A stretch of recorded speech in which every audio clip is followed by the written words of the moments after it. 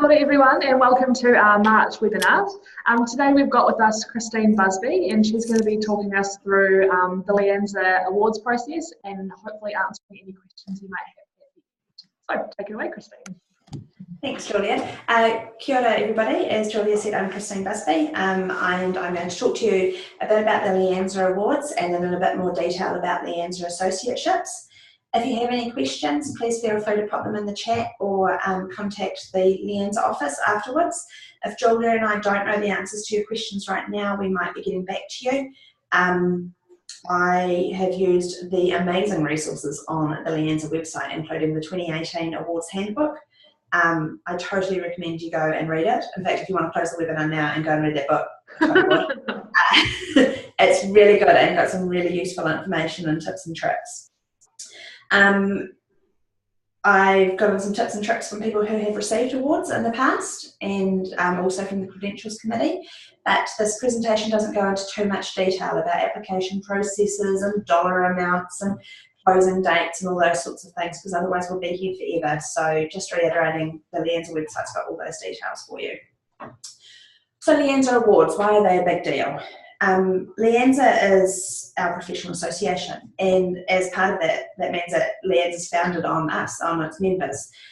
And so it's really important that LIANZA, we take the opportunity to support our profession and recognising and celebrating our achievements. Because I was just reading March Library Life this morning, and oh my gosh, we're doing some pretty awesome things all over the country. And the awards and fellowships and associateships and all those sorts of things are just another way of drawing attention to the brilliant things we're doing. I guess as a profession, making a bit of a generalisation here, we're very strongly female, we tend to be introverts and New Zealanders, so we're not really all that good at blowing our own trumpets and saying, hey, check out this amazing thing I did. We'd probably be fine if it was check out this amazing thing my friend did, or look at what my colleagues are doing, or look at what that team's doing, but we don't do it enough about ourselves. So you really have to. This is your opportunity to sit down and shine, basically. So if you want an award, you're going to need to apply, because at the end of the day, nobody's going to do it for you, unless it's a fellowship, and that's different. And while you'll definitely have people supporting you, you're going to need to put in the hard yards to make this application work. So it can mean free money, which is always fun. So it's not free money because you have to work for it, obviously, but you know, there's dollars attached to these ones. So the first ones that we'll start talking about are the following awards and scholarships that are open for applications, and there's heaps of information on the website, not just about how to apply, but also about the really fantastic people that these awards and scholarships are in honour of. I spoke to Paul Hayton, who received the Paul Reynolds Scholarship, the No Numpties Award in 2011, and his one piece of advice on your application was, be clear about what you want to investigate with the scholarship and ask research questions that ignite the curiosity about the answers to those questions and others. So that's about really digging deep into what do you want to find out and being really specific.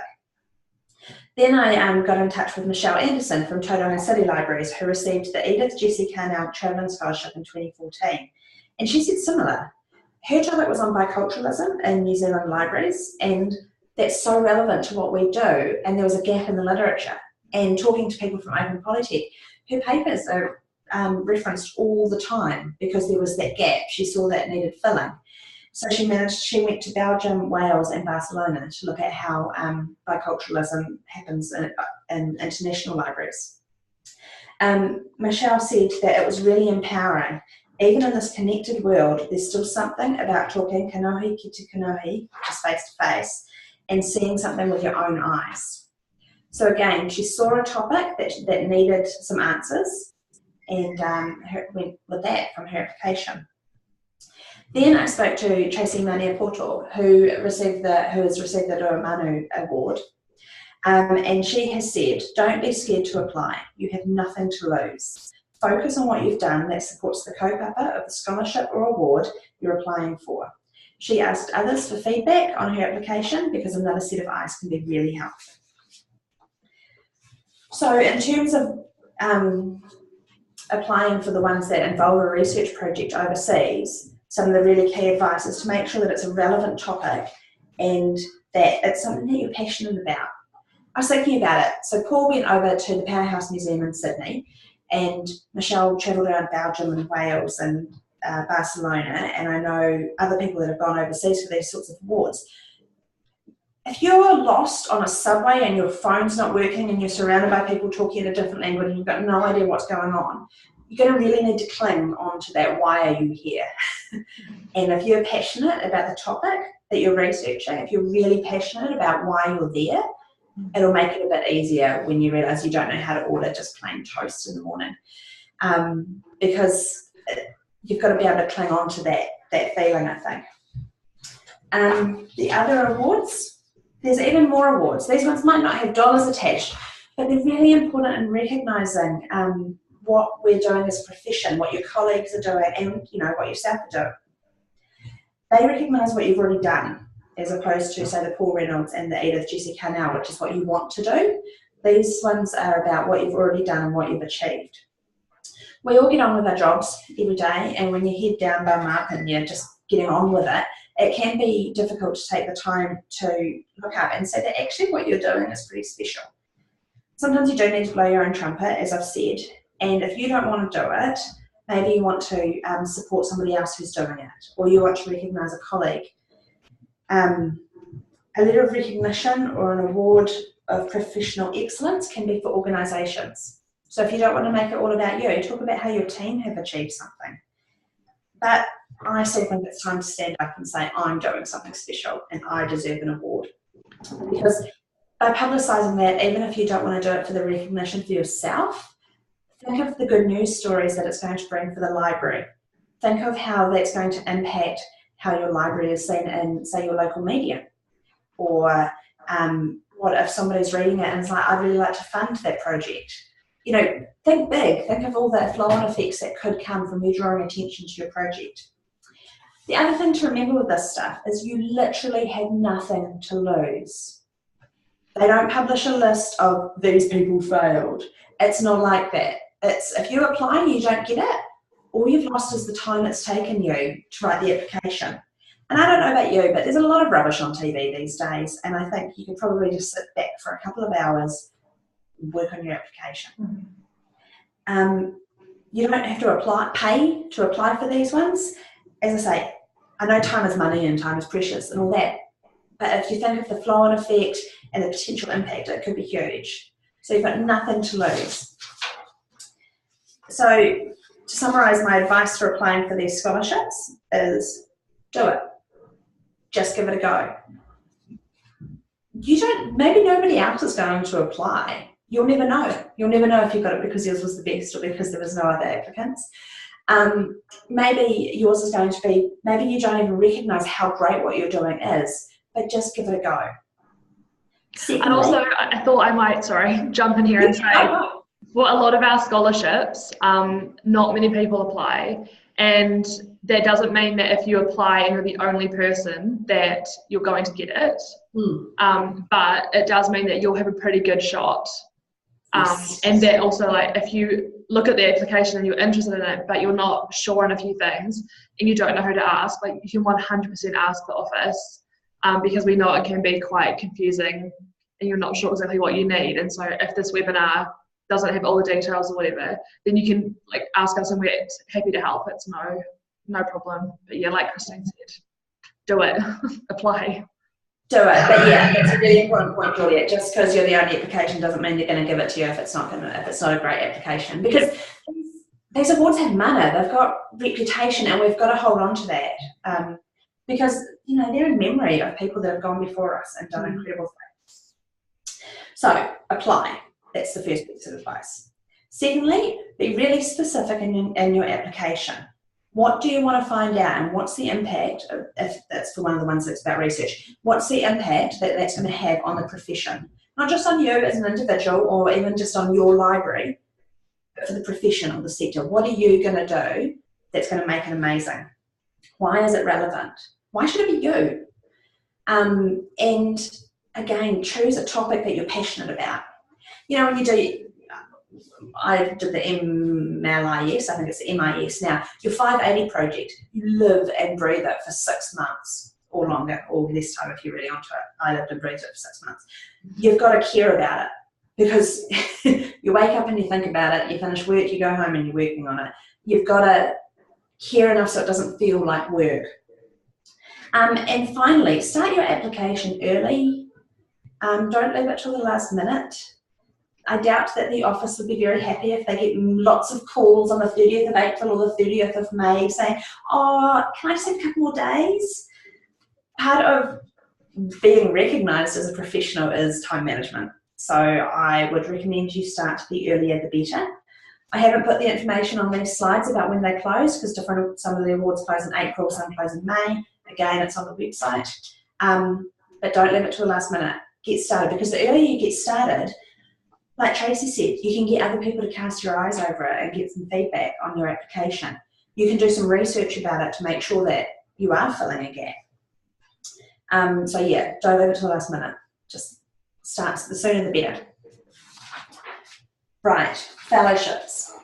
Whenever I think of fellowships, I wonder if they get rings or something. But anyway, if you don't want to nominate yourself for something, you don't think you're ready, then maybe you could consider nominating a colleague for a LIANZA fellowship. So a fellowship is our highest level of professional attainment awarded by LIANZA. After this is like lifetime members and really, really, really, really big stuff. It's awarded to a personal member of the association who has demonstrated outstanding leadership, teaching or research qualities, and as a result has made a significant contribution to the advancement of librarianship and or information management. So they're a pretty awesome way of recognising people in the profession who have been highly professional and highly active, not just necessarily in their organisation, but again in that sector. And they've got to have been around for about for at least 10 years. And you've got to keep your mouth shut when you're nominating somebody, because it's all confidential. So if you want to nominate somebody for this, you can't tell them. You might have to do some digging. Previous issues of Library Life, an awesome way to find out what somebody's achieved. LinkedIn, if they're of the LinkedIn group, or you, I guess, just buy them coffee and ask probing questions without coming across like you're interviewing them for a fellowship. And you can also ask the office as well, because we've got the applications and nomination forms on file from previous ones. So we had a call from someone the other day who wanted to nominate someone, and we found their old associateship application, which had like committees they'd been on and stuff like that. So we can try and dig that up for you as well. Oh, good. So the office is useful for that as well. And then to nominate somebody for a fellowship, you need to be a LIANZA member, and then you need to find at least one other person to support the application as well. Just keep in mind that even if someone is really well known in the sector, and everybody goes, oh yeah, I know so-and-so, the Credentials Committee can only work with what's in the application. So don't assume anything. Even if they're like best friends with this person, they can't take that into account. They can only go on what's on the application. So make sure you do your digging and get as much work together for the application as possible. I've written letters of support for people who have received fellowships before, and I find it's really inspiring when you take a step back to look at how you've worked with this person and all the things that they've achieved. And you think, oh, there's still so much I could be doing, and haven't they done amazing things? So fellowships, they're cool, and I think we should be trying to give more and more of them out. Don't wait until somebody's retirement. You could, but don't leave it until they've been in the profession for 50 years. If they've been doing awesome things after 10 years, then, you know, let's recognise them earlier rather than later. So, associateships. Are you ready? I couldn't find a photo of a pin, so I took a photo of my pin. I'm not wearing it because I don't want to put a hole in this top, because it's quite a nice top. But that's cool. I got my associateship in 2014. I framed it. I used to work in an organisation where people had certificates all over their walls, and it was a really big deal to, you know, have letters after your name and that sort of thing. Not so much here, but now I'll just drop my pen and I'll just get it. But now it's a habit that I've got it in a frame, so I can't keep it hidden away, otherwise people think I'm weird. Just live in a small town here. So, applications for associateships. It's a lengthy process, actually. There there's a fair bit to it. That doesn't mean it's not worth doing or anything like that, but I just probably can't reiterate enough. Start as soon as you can. You've got to produce 500 to 1,000 word report on your skills and achievements as a librarian. You need to get 3 people to write your reference letters. Then you need to do a bibliography and find copies of what you've produced, and then also be prepared that if you get an interview, you're going to need to give a 10-minute presentation. So start soon. Associateship is the next step on from professional registration. So it recognises that not only are you committed to continuing your professional development, but that you're having an impact on your workplace and you're getting involved in the wider library and information management community. I applied for my associateship in 2014 and I decided that I wanted to apply there for 2 reasons. So firstly, I'd only been in the profession for 8 years at the time, and I've been involved in LIANZA for 6 of those years. But I felt like I'd contributed heaps in that time. I'd spoken at international conferences, I'd been on the LIANZA Council, been in working groups, worked with conferences, and I felt like, you know, my day-to-day job, I was all right at that too. So I felt that the time was right because the criteria is at least 5 years. It's not at least 15, it's not at least 50, it's 5. And if you've been busy, I guess, within your first 5 years, there's no reason why you can't apply. And that was the second reason I applied, is that aside from I felt like I'd done enough for it, I really wanted to see, I guess, to encourage people to apply, to not wait till the end of their career, to not wait until they've been around for 20 years, because we need to celebrate people at all stages in their career. And, you know, 5 years, if you've done plenty in 5 years, you might have done more than somebody who's been sitting around for 30 years has done.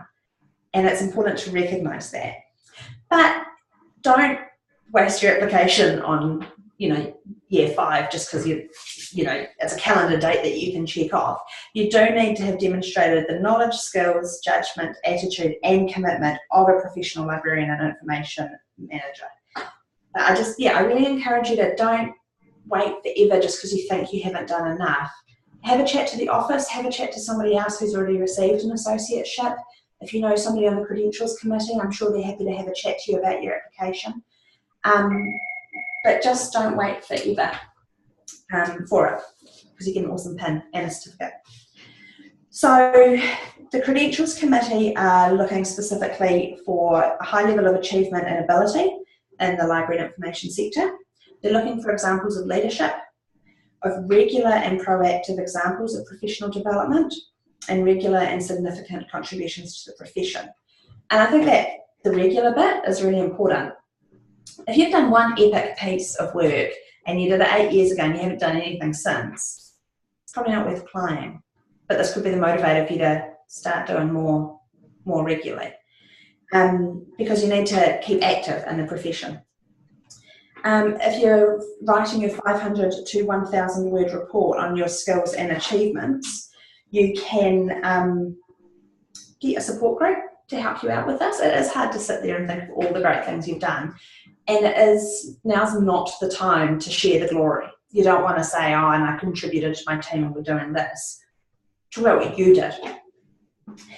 Your 3 reference letters from people chosen by you who are familiar with your professional work or involvement in the association. My tip for this is to choose your people wisely and help them out. When I applied for mine, I'd just started a new job, and my manager came out to me. She's like, I've just been contacted by the office, and do I need to be a reference? I was like, no, I wasn't, no offence, but I wasn't going to use you because you don't know me yet. You don't know what I've been doing for LIANZA. You don't know the contribution I've made to my profession, because I've known her for about 3 weeks. So help them out. Don't wait until the week before applications close and then go to them and say, can you write my letter? Because people are busy and they're doing you a favour. So be wary of that and give them as much time as possible.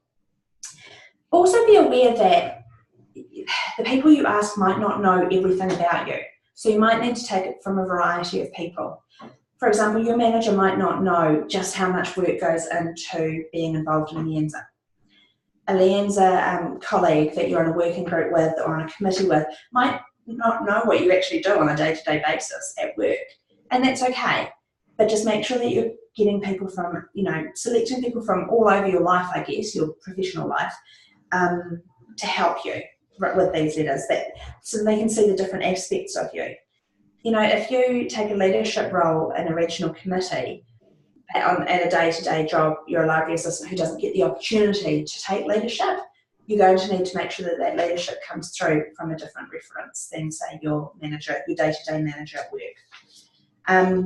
So yeah, help out the people writing references. Again, I've done this for people. The more information you can give them, the better. The earlier you can get your request that they write this, the better. And I really liked seeing the 500 to 1,000 word report that I was writing the letters for my people, so that I knew what they were talking about, so that I wasn't going to come out from left field and write something completely different. Your bibliography or summary of your written work and copies of 4 pieces of your choice. Do not send the committee a copy of every single blog post that you've ever written. Choose the really good ones. Choose some decent ones that you're really proud of and that you feel have made a difference. If you write a column every month for Library Life, you don't need to send them all of them. Just 4 really good ones. Or 1 really good Library Life article, 1 good blog post, another paper, or something like that. Examples can include, like I said, Library Life articles and blog posts. If you've written a book, feel free to pop that one in. Articles, reports, business cases, annotated bibliographies and service guides. With that, Julia, do you know if you've written like an amazing collection management policy? Does that? Definitely. Yep. So if you've written some pretty awesome internal documents, you can submit these. They will remain confidential, I would imagine. Yep. So if your organisation is concerned that, I don't want you sending off this business case, what goes to the Credentials Committee stays with the Credentials Committee. Yeah. Yeah.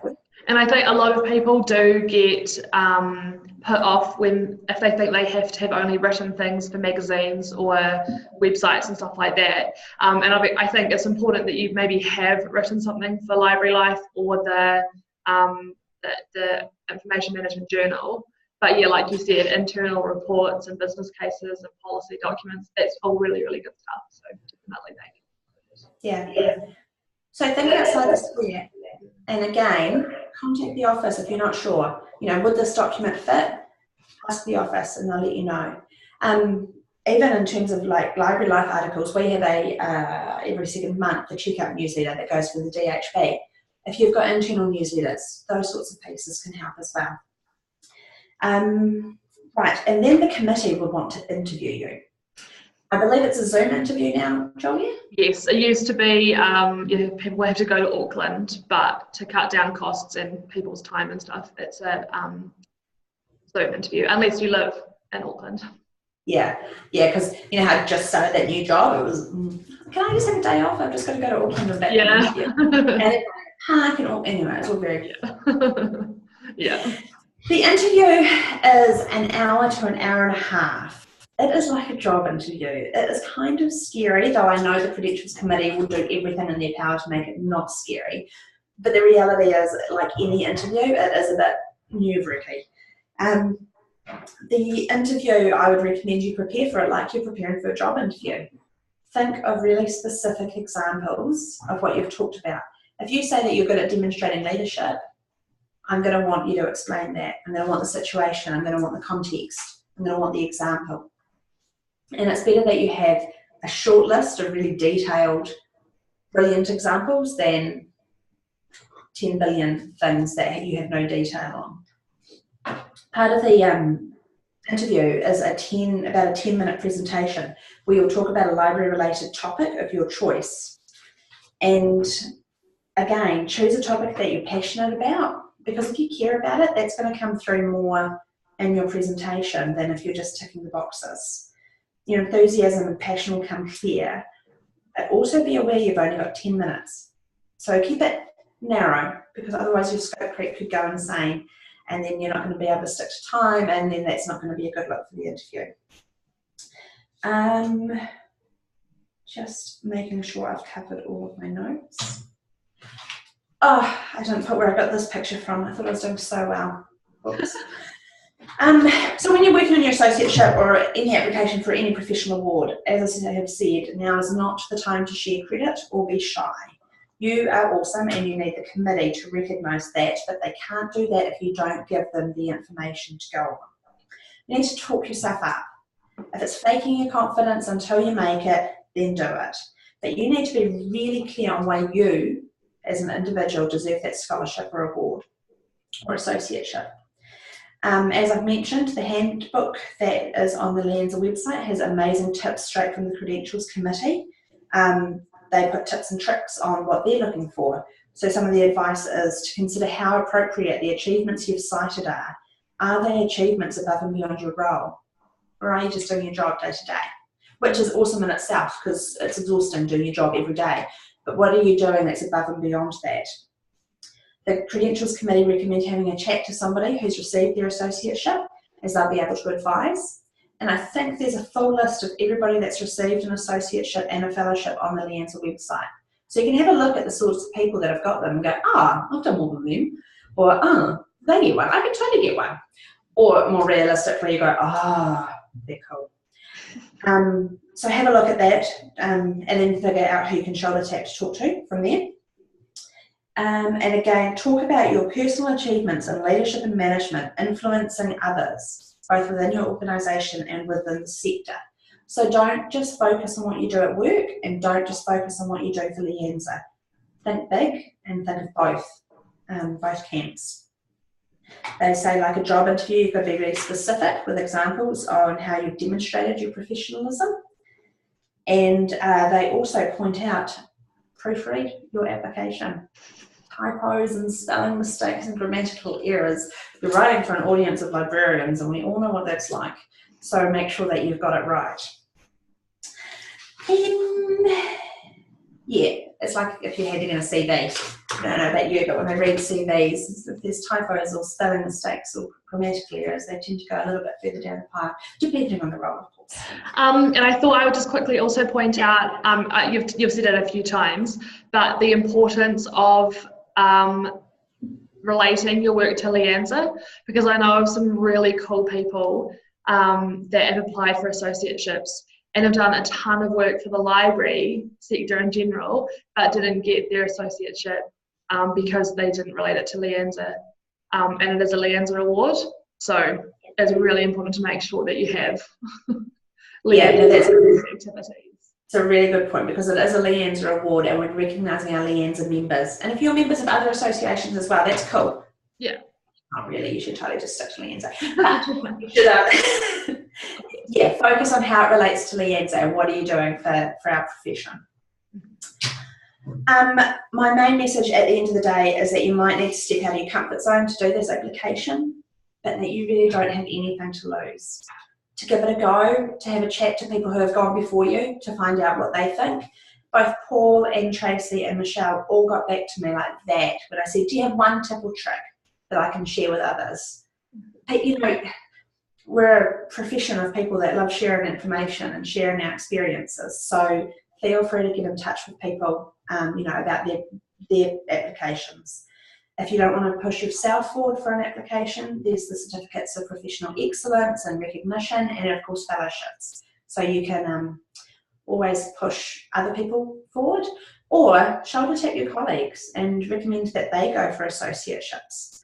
You know, I think we need to be mindful of supporting our newer, as in 5 years or more, colleagues, so that they get the recognition they deserve and stick around. So as a profession, we do some pretty awesome things and we need to be proud of what we achieve, and this is one of the ways that we can do this. So are there any questions or comments? I have a question about the Edith Jessie Carnell Travelling Scholarship. Is there a list somewhere on the LIANZA website of those who've got it and what their topic was? I saw the list of who's got it, but I didn't see what their topics were. Yeah, I know they have to give a report on their findings, and I'm not 100% sure whether that is put on the website or if that's just kept private or if they give it at conference.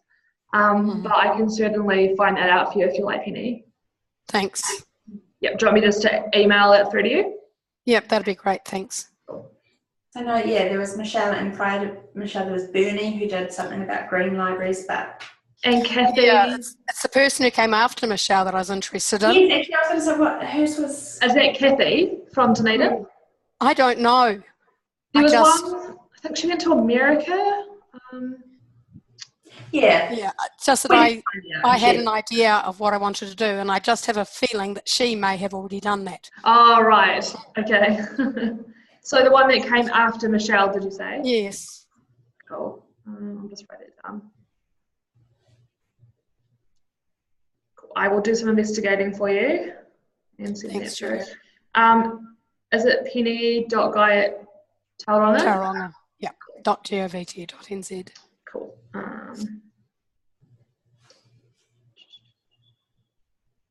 Cool. The reminder is on my phone. Thank you. Okay, I have a question, please. Yeah. So to any of those things, you should actually really have your professional registrations done first, correct?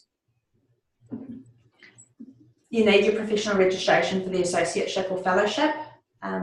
Is it the same for the scholarships and awards, Julia? I don't think so for the scholarships, but for the professional awards like associateships and stuff, yeah, professional registration is required.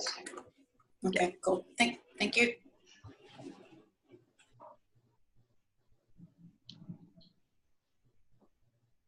Cool. I don't think there's any more questions. No. No? Oh, sorry, Penny, you are unmuted. No more questions. Just Okay. unmuted to say thank you. Thanks for coming. Yeah, Bye. So thank you for coming, and I hope that this has been useful. It's just a once-over lightly introduction. I really do recommend having a look at the awards handbook and the, sorry, I don't know why my phone keeps ringing, the awards handbook and the LIANZA website for more details on applications. And I guess two biggest pieces of advice is just do it and talk to other people, ask for help, ask for support, ask for advice. And if you are watching this in the future, or you're going to be sharing this with someone, I will link the awards handbook in the description box below so that you can find it super easily. I was totally going to say, Julia, you should link to the handbook from the YouTube video. So great one. Cool. Thanks again. Cool. So thank you very much.